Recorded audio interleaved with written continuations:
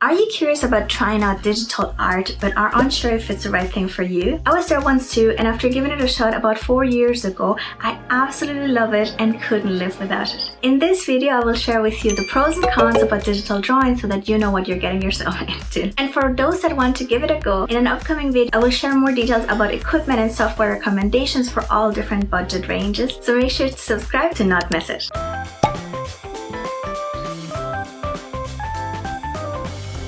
Before I start, I want to define what I mean with digital art or digital drawing in this video. I will use them interchangeably. Digital art is the creation of art using tools like a tablet and a digital software like Photoshop, Procreate, or even good oldie Microsoft Paint. In this video, I'm mostly focused on digital drawing and painting. So what I mean is the process of drawing or painting with digital mediums. Let's start with the cons. First and foremost, the cost. The initial investment can be quite expensive between the software you need to purchase and the equipment. But there are many options suited to a range of budgets. As I mentioned, I will be going into more details in another video, so make sure to subscribe. You're going to essentially need two things to capture your art.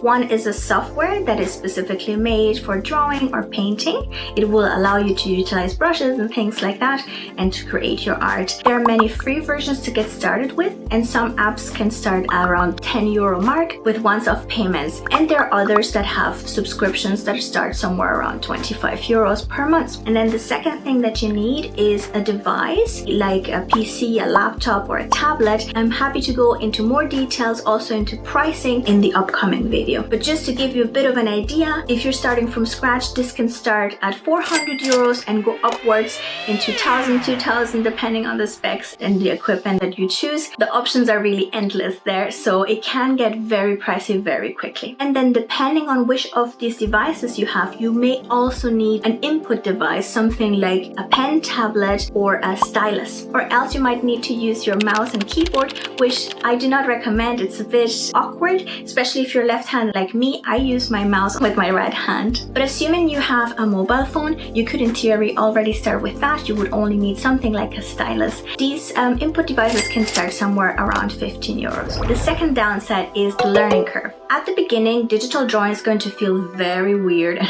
unfamiliar. You're going to need to get familiar with your equipment and your software, and each of them will give you plenty of things to learn. And there will be certain things that will require you to reprogram the way you think and tackle your art. It would also take a little longer at first to finish the artwork. There's a steep learning curve initially. At some point, when you understand how to use the software and your equipment, it will become just second nature to you, like typing on a keyboard or drawing on paper. A few examples of the learning curve challenges are overwhelming capabilities and also the change in hand-eye coordination and the way you draw. For example, softwares like Photoshop have a million buttons, options with sub-options, and tons of hidden capabilities. What you can see on the program's interface is overwhelming, and there's a lot of you don't know what you don't know experience. Meaning there are certain features that you will only discover through exploration or even through doing courses. This can of course feel super overwhelming, but I promise the more you play with it, the faster you will get, the more efficient you will get, and also the more fun you will have. In relation to the hand-eye coordination adjustment, when using a drawing tablet like the Wacom Intuos S, that's called a pen tablet also, it will mess with your head at first. You will use your hand as usual to draw, but instead of looking at your hand and your drawing, you have to look at the screen. This creates a weird sensation similar to when you're learning to dance and want to look at your feet but are supposed to be looking up.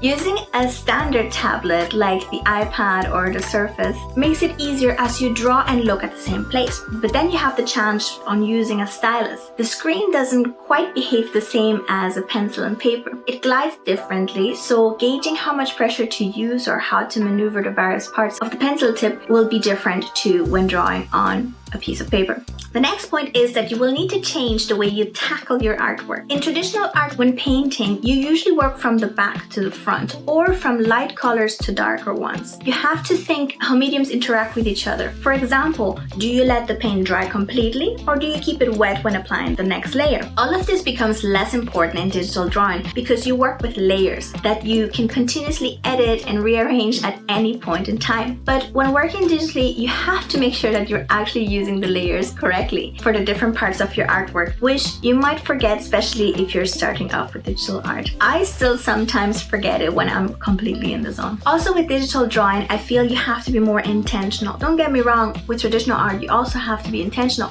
But what I mean is that when you use a pencil in traditional art, you know that if you press harder, there's going to be a darker line, or if you tilt it, you're going to get a wider and softer stroke. In digital art, you have to select that specific brush that replicates that motion and design. Some brushes have a tilt or an angle, but oftentimes that's just one directional, but it's not, so it works only one way but not the other. You can of course create more brushes or import and download more brushes, but it is simply different to what you're used to in traditional art. This is most evident, I find, with textures, smudges, and effects. The next con is technology. My background is in IT, so I enjoy getting technical and learning about it. But there are many traditional artists that don't enjoy tech, so having to understand the technological part of the software can be bothersome. Let's say the app crashes, or it's telling you there is not enough cache, or a tool is grayed out which isn't supposed to be. The list of issues that can arise is as endless as the capabilities of the software. And when it happens, you will need to invest time in fixing the issue. Many companies offer support, but it is more common to find the answers in forums and online. The next con is it's all digital. This has its pros, which I'll mention shortly, but one of the most beautiful feelings for creators is when you can hold your artwork in your hands, when there's something tangible. Even during the creation process, the smell of paint, the feeling of graphite and paper on your fingers are some of the things that digital art cannot offer. It is like for book lovers who cannot switch to an e-reader due to the feeling and smell that an old book gives them. Digital drawing will remain digital unless printed,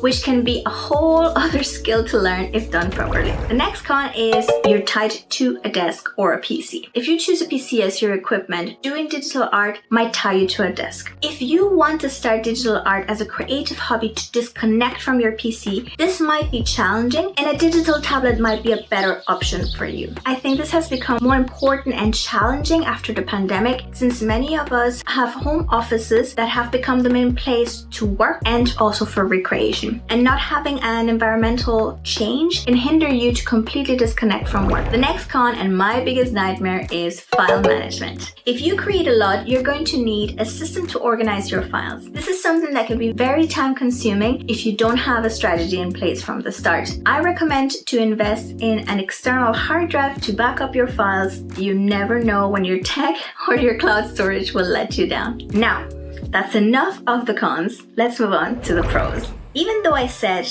that the cost was a con, I'm also adding it as a pro. After having made the initial investment in your equipment and software, there isn't much more that you'll need. You can consider getting accessories like a glove, but apart from that, I would say they are completely optional. Most traditional art tools are consumables like paint, pencil, markers, paper, canvases, etc., which once you use up, you have to purchase again. And this can very quickly add up to and become really expensive. Next is storage and space. While I mentioned the file management in the cons, the only things you'll need to store physically are your drawing tablet, laptop, or PC, and maybe a small external hard drive. So digital art equipment takes very limited amount of space compared to art supplies and the finished artworks, which also can be very awkward to store. The next pro is the speed. Once you've overcome the initial steep learning curve, you become so fast when creating. I'd say on average for an A-size card, which is like a postcard size, with traditional mediums like markers, I would need about 3 hours to create it. But digitally, I can do this in 30 minutes. For example, coloring or recoloring can be done in 1 second with the bucket tool or by locking the pixel transparency. And no drying time required. You can create different layers to test out different ideas without having to create an entire new drawing. You can use references, lower their opacity, and trace from it without the need of transfer paper. These are just a few examples of speed and efficiency. The next pro is flexibility. This sort of goes hand in hand with speed. It is so much easier to modify an existing digital artwork than a physical one. You can change the ratio, the size, the colors, add layers, or make existing ones invisible, and just with a few tweaks you have a brand new design. This is fabulous for professional artists showing options to their clients of the same design concept and to show prototypes. The next pro is ready to print and share. When working digitally, you can directly publish it to your portfolio, website, social media. You can share it with collaborators and clients, and of course, print it. Physical art has to be photographed or scanned at a high resolution, which might be equipment that you don't have. And taking a good photo of an artwork can be quite tricky because you need to get the lighting right. It might end up being crooked or uneven. The colors might not show up the same, which means you'd have to post-edit it digitally anyway.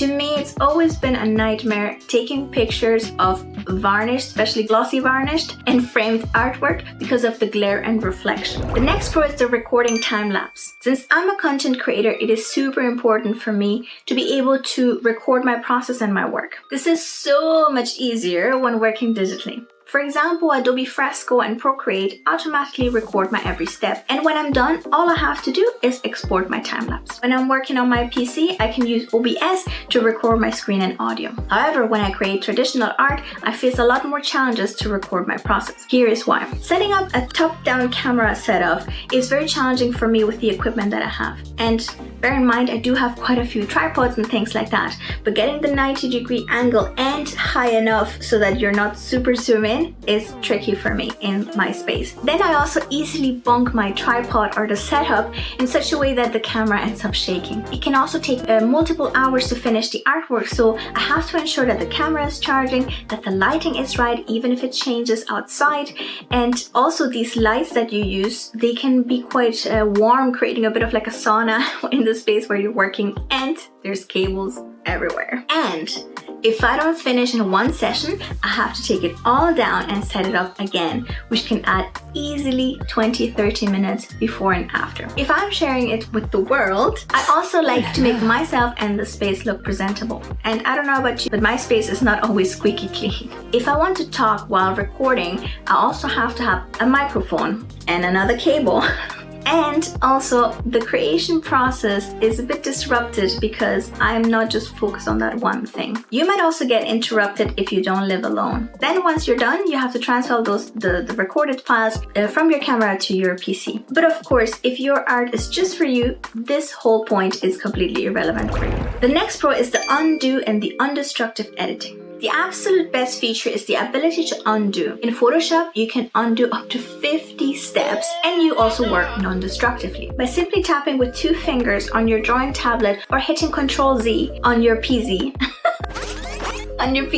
you have undone your mistake and can try again. I love it so much, and I'm so used to it that sometimes I catch myself making the same hand gestures when I'm drawing on paper. Non-destructive editing is when you're using masks that allow you to make areas invisible without having to delete them. So if you change your mind later, you don't have to redraw that section, and you can simply adjust it. The next pro is assisting tools and endless capabilities. With the power of technology, your creativity is not limited. To infinity and beyond! You can create hyper-realistic portraits, paint in textures like oil, abstract art, or cartoon-style drawings, and so much more, since digital can mimic any traditional drawing method without having to buy a single new piece of equipment. You can explore and experiment to your heart's content. With technology continuously improving and companies understanding the needs of artists better, the capabilities of the softwares are becoming insane. Things like content fill aware, automatic background removal, and of course, generative AI that allows you to create anything that you imagine. There are also practical tools like drawing assistants for when you need to draw something symmetrically, or rulers on the screen to create straight lines, or vector pens and brushes to create scalable objects. Digital drawing can also be the gateway for more advanced hobbies like animation, where you see your art come to life. Many softwares like Procreate, Adobe Fresco, and Dreams are making animation on tablets a lot more accessible with animation assistants. But be careful, this might become your new addiction, just like it did for me. In summary, the main barriers to digital art are the initial investment in the equipment and the time you need to invest to learn. And once that's accomplished, you'll be able to unlock endless capabilities, become faster and more efficient creating, and effortlessly sharing your work. And don't forget, you can be both a digital and a traditional artist. There's no need to restrict yourself or your creativity.